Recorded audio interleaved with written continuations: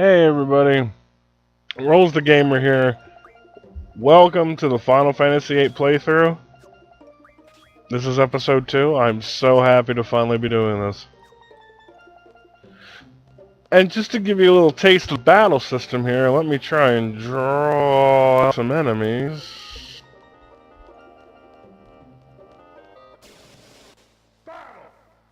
And who do we have on the plate? Oh, this guy. This guy's not bad at all. So I have my command menu set up, and other magic is displayed as question marks until you draw it and add it to your inventory. And it's got Blizzard, and we're going to want that for the fire cavern coming up. Well, I don't really use it in there, but you can. It's advisable if you don't know about, like, junctioning elements, which she'll talk about when we get there, so.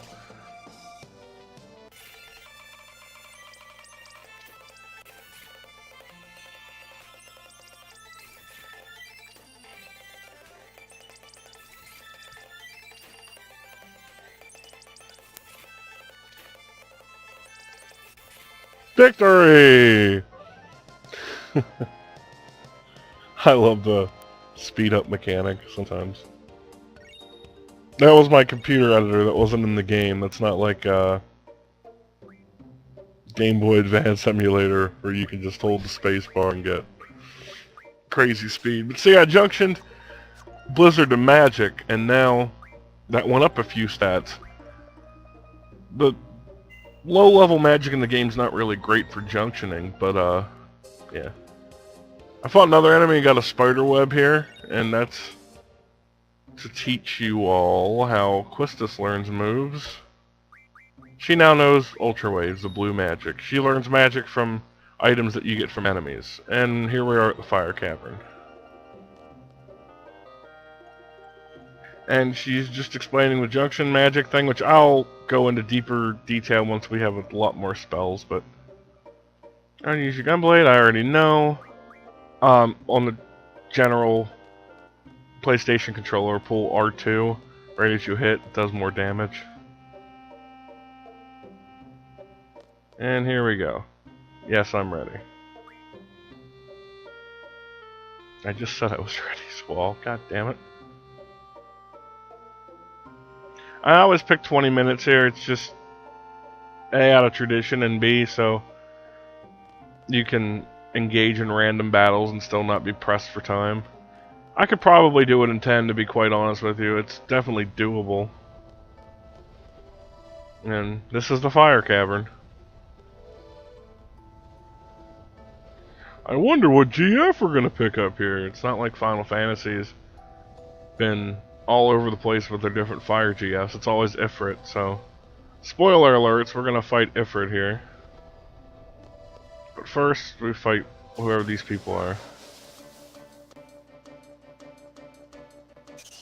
I like my little battle yell sound effect. I was tweaking that in Audacity, the audio program for those who aren't in the audio field.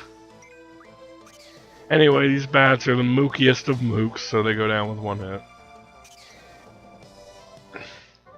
It's actually, and I'm going to be showing it off a bit through the game, it's advisable to stay low level, because enemies scale with you. You could conceivably level these two characters up to like level 99 or 100, I forget what the cap is, before even doing this part of the game here, you know what I mean? Like, everything will be done, and you won't notice anything. Any difference, really. It's all about equipping and management. There are things you get, like GF abilities you get that are like, oh, +1 to strength at level up and stuff, but that particular ability you actually get from Ifrit here. I could use an ice attack, Quistis, or we could just show off the summon. Summoning is not going to be a big part of this game. Once you get past a certain part in the timeline, your characters basically do more damage just with regular attacks. I mean like the GF would do more damage, but it's more pragmatic just to have Squall Renzoku can like desperate attack everybody all the time because he does way more damage. We're talking like 1-round boss fights here. Anyway, let's get Shiva out on the field. I leveled up her at the outside the fire cavern. I didn't show it, but she has the boost ability now. You only have to get 10 points towards GF growth for that. It lets you boost up her attack like I just did there, and look, everybody's blown away. You gotta love it.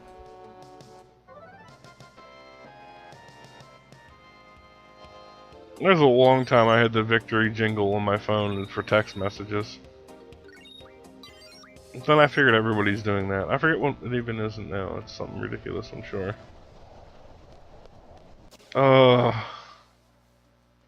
And speaking of GF abilities, like I was saying about Ifrit's strength, there's another optional GF in this game that, if you get it, you can have it learn encounters like 30% and encounters 0. Encounter 0 is your best friend because, like I said, you're doing a low-level run of this for enemy boss scaling type purposes. Or, not you are, I'm doing a low-level run of this for those purposes. And it's pretty good stuff. Yeah, he's ready, come on.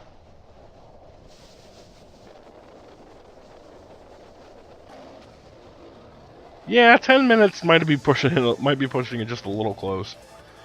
If I had time to kind of set Squall up as the killing machine that he can become, it wouldn't be an issue, but I guess I also could have ran from those earlier random encounters too. Oh well.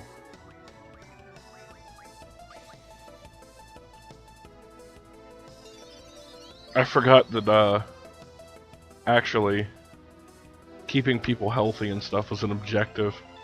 Because later on in the game... Okay, I was talking about desperation attacks. If Squall, like, if his HP is yellow, he'll be more able to do his super attack, like slash desperation attack, which kicks so much ass. They're so overpowered. Quistis has one you can teach her that basically nullifies any enemy on the field.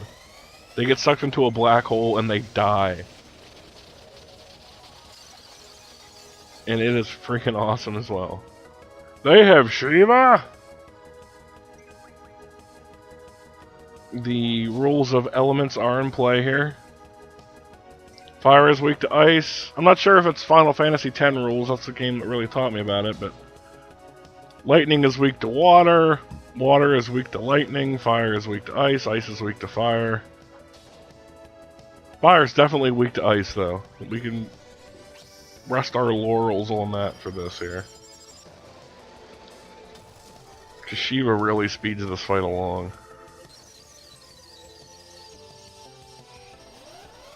It's theoretically possible to, like, already have refined Squall's ultimate weapon for him before this fight. Just to talk about, because I mean, I've been talking about how overpowered you can make people and stuff, so just keep that in mind. I think he's about to go down. I don't know if he has much left in him. Uh-oh, he's mad. And if you'll notice there, the GF took the hit instead of Quistis. You don't ever want your GFs to be knocked out, though. That's just a bad idea. Because then they don't get their experience, and you don't learn abilities with them, and, you know, it's not a good time. Pop! I usually always give Quistis Shiva. I kind of like to try to teach... There are so many GFs in this game, you have 6 main characters. So I try to teach them each their little, you know, HP junction, strength junction, all this stuff, so they can junction as many stats as possible with one GF. Look here, now I'm doing it on purpose. I want to show off Renzoku. That could have gone south if that would have hit for 39 more damage.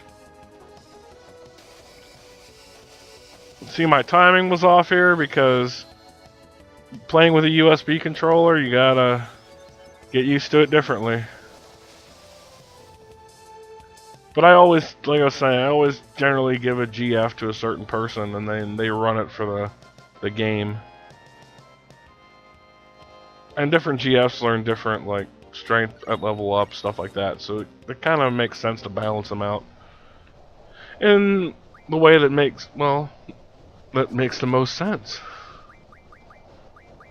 This guy's all about strength here, Ifrit, so you're going to want to keep him on Squall for most of the game. What are you going to go over? You got your, good, you got yourself a GF. Treat her right. Basic parameters such as... See, I was just explaining this. No. I don't want to play with floor enemies. Here, I did a jump cut. I leveled up some more in the place here. Have him learn strength plus 20 right away. Then he can learn strength plus 40 and strength plus 1 at level up.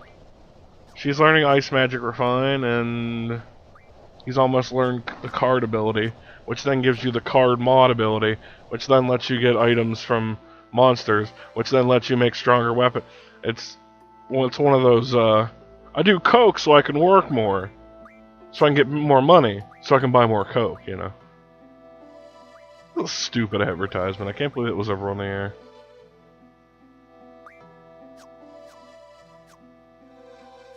Alright, let's get out of here. Let's get back to society. Jump cut! Yeah, show off Ice Magic Refine just a little bit. Just give them all Aquistus so she has a bunch of blizzards. Simple as that. Computer commands, man. Anyway, we're back at Balam. Well done. You were close. Taking care of your GF. Just don't summon them that much. I'm so happy you can skip those. Anyway, we're gonna do a few more things before, like taking all magic and GFs off her if she's not an active party member at this point in the game. And, oh here, always stock up. You can never have too much healing magic, in my opinion. So, always check in there when you head to and from Balam. Yeah, we're gonna have a big old seed mission coming up here, and it's fun. And first boss proper, other than Ifrit, I guess. I guess he would be the first boss of the game, and fun times. So until those next fun times are coming up, this is RowlesTheGamer saying take it easy, and I'll see you later in part 3 of the Final Fantasy VIII playthrough. Peace.